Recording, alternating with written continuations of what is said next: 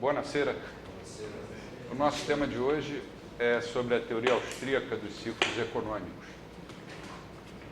Isso aqui que vocês estão vendo é uma nota de $100. Tem aqui a estampa do George Washington. E eu vou fazer o seguinte.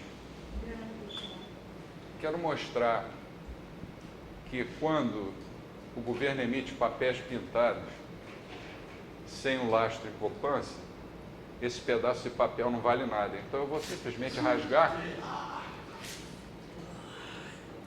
e vou distribuir para vocês.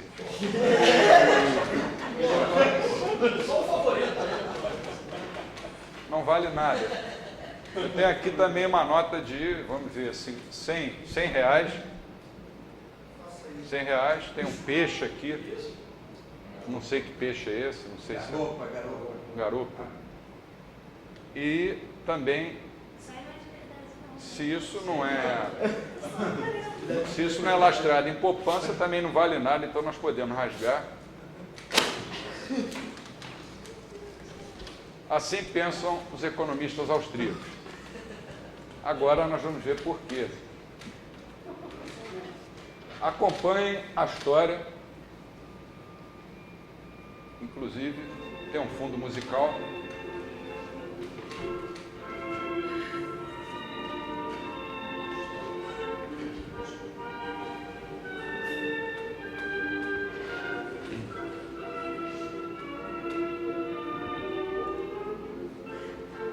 Bonito, né?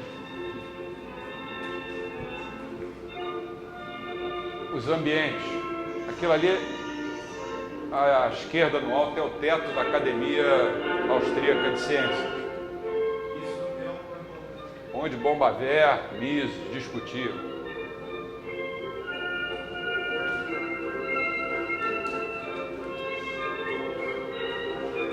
Essa foto aqui é do colégio onde o Mises fez o segundo grau, um colégio público.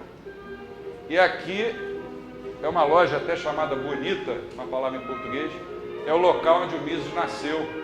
Não é a mesma casa, mas eles reconstruíram. Então agora vamos acompanhar a história. Ainda tem mais 3 fotos. Em Salzburgo, com os professores Salerno e Peter Klein. Atrás é o Rio Danúbio, que na foto não tem nada de azul, né?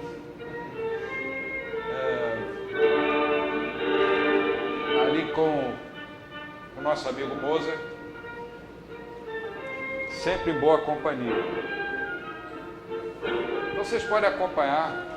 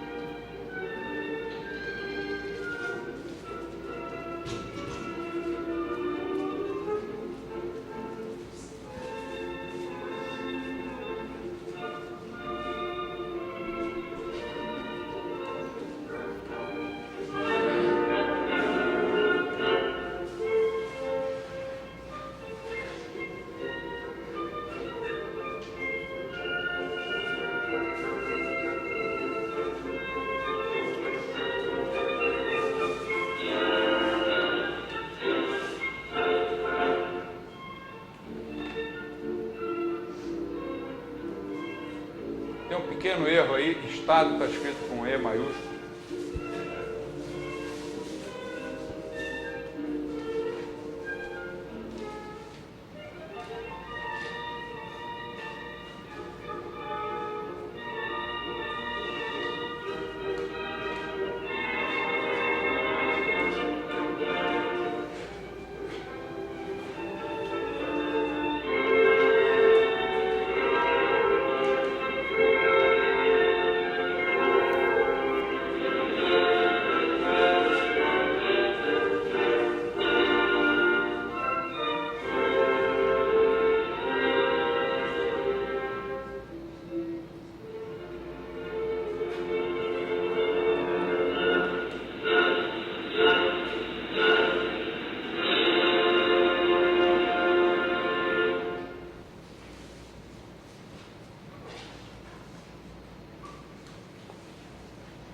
Anos de pesquisas foram perdidos.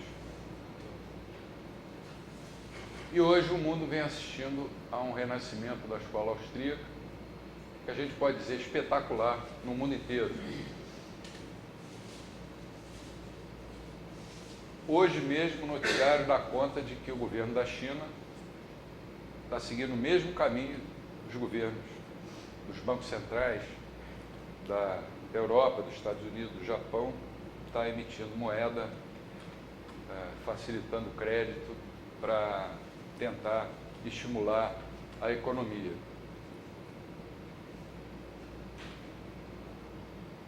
O tal milagre chinês, conforme a teoria austríaca sempre preconizou, não tinha nada de milagre. Eram políticas industriais voltadas para setores específicos, um modelo baseado em uma moeda super desvalorizada, exportador, mão de obra super barata.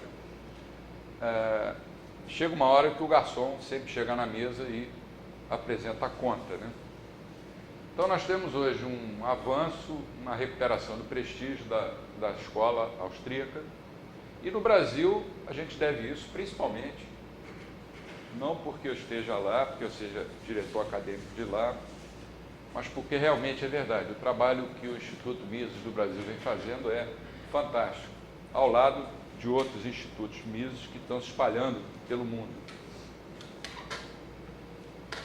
O que é a teoria austríaca dos ciclos econômicos? Ela, ao mesmo tempo, é uma teoria monetária, uma teoria do capital, da inflação e dos ciclos econômicos. E, além disso, é a teoria do processo de mercado.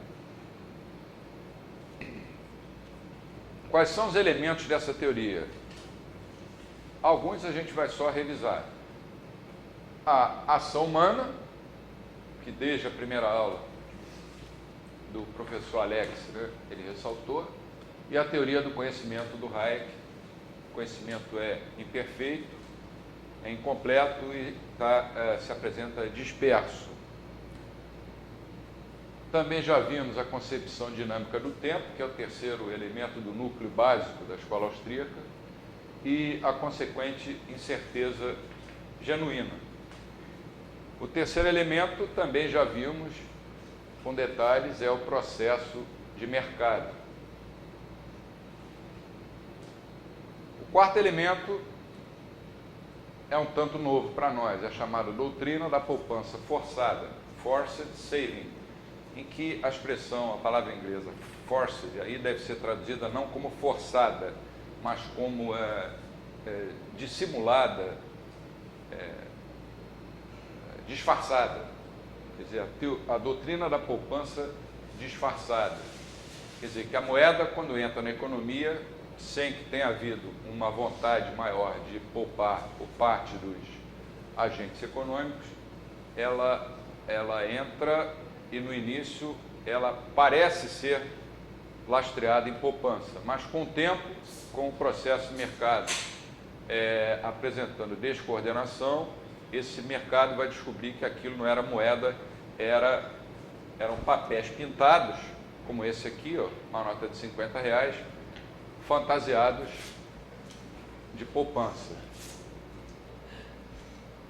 É um prazer para nós fazermos isso.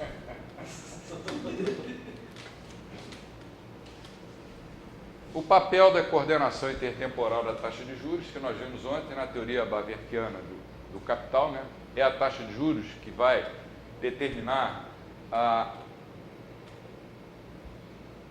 face à composição da oferta de fundos com a demanda de fundos, e ela é determinada pelas preferências intertemporais, é ela que vai determinar, no fundo, a estrutura de produção, a estrutura de capital da economia, e se essa estrutura vai estar coordenada ou não.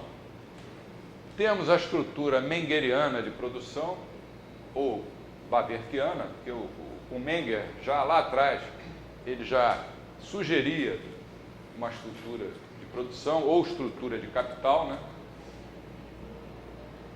Temos o efeito Ricardo e o efeito concertina, que em português se traduziria como efeito sanfona, que a gente vai ver na aula de hoje. Trata-se da estrutura de produção ficar feita uma sanfona, esticando e encolhendo, conforme as descoordenações ou a ausência de coordenação ao longo da estrutura de capital vão sucedendo. E, finalmente, temos a quarta proposição fundamental de John Stuart Mill. Essa quarta proposição fundamental, eu sempre me esqueço, eu confundo com a terceira, com a segunda. Para tentar não me esquecer, eu usei um processo mnemônico, tipo assim, focinho de porco não é tomada. Só que agora eu não me lembro por que eu...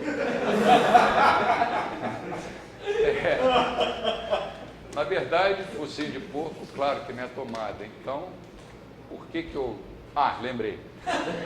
Lembrei. Ainda bem. Ainda bem, porque está sendo filmado.